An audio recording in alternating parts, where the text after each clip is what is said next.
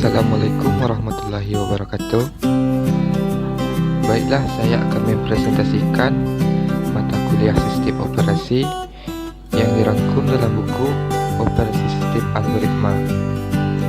Sebelum itu, saya akan memperkenalkan nama saya Riko Ramadika, NIM 1906-6028, jurusan D3 Elektronika, Universitas Negeri Padang.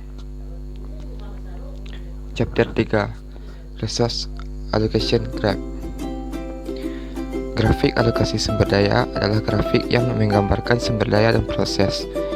Tujuannya adalah untuk menentukan apakah ada set tertentu dari proses sumber daya dan proses. Dalam proses alokasi sumber daya, suatu proses dapat menahan dan meminta apapun jumlah sumber daya. Proses dilambangkan dengan lingkaran. Sumber daya dilambangkan dengan persegi dengan sejumlah titik di bagian dalam yang terkait dengan jumlah slot yang dimiliki sumber daya. Misalnya, driver CD-ROM mungkin mengontrol beberapa CD-ROM. Sebuah hold dilambangkan dengan panah yang datang dari titik ke proses. Sebuah permintaan dilambangkan dengan panah dari luar proses ke luar proses sumber daya. Contoh 1. Dalam contoh ini, katakanlah kita memiliki dua sumber daya. Sumber daya 1 memiliki satu slot, R1 menjadi 1, B2 juga memiliki satu slot, B2 menjadi 1, P1 memiliki R, P2 juga memiliki R2. Grafik alokasi sumber daya dalam hal ini akan terlihat seperti gambar berikut. Dalam hal ini, tidak ada proses yang menunggu pada sumber daya dan proses lainnya holding. Setiap proses akan selesai, yang berarti tidak ada kebuntuan dalam proses kasus ini. Contoh 2. Sekarang mari kita periksa situasi kebuntuan.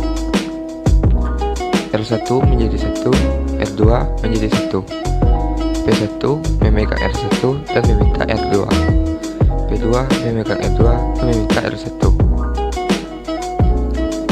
Dalam hal ini terjadi kebuntuan agar P untuk menyelesaikan apa yang diperlukan sumber daya yang dimiliki oleh P2. Namun untuk menyelesaikan P2 itu membutuhkan sumber daya saat ini dipegang oleh P1. Contoh 3.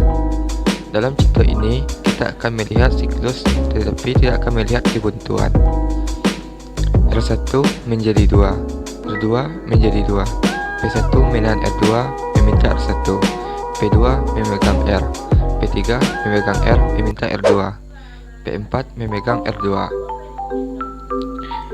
Dalam contoh ini kita memiliki siklus P1 menjadi R1, menjadi P3, menjadi R2, dan menjadi P1.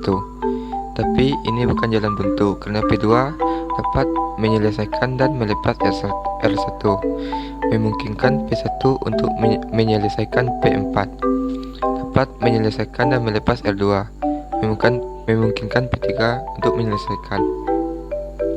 Soal latihan. Mengingat skenario berikut, apakah ada kunci mati menggunakan grafik alokasi sumber daya? Soal 1. R menjadi 1, R2 menjadi 2, R3 menjadi 1, R3 menjadi 3. P menahan R2 meminta R1, P2 memegang R2 plus R1 meminta R3, P3 memegang R3. Soal kedua, R menjadi 1, R2 menjadi 2, R3 menjadi 1, R3 menjadi 3. P menahan R2 menahan R1, P2 memegang R2 plus R1 meminta R3, P3 menahan R3 meminta R2.